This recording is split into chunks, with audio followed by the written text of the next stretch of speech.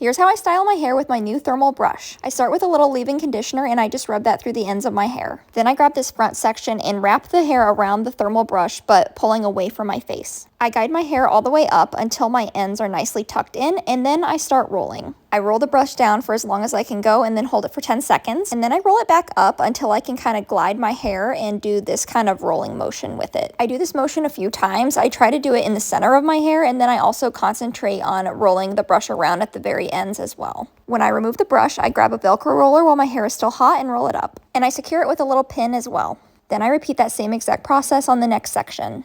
I forgot to mention this is just my air-dried hair after my shower last night. Again, I'm doing this rolling and pulling motion and making sure I have a good amount of tension.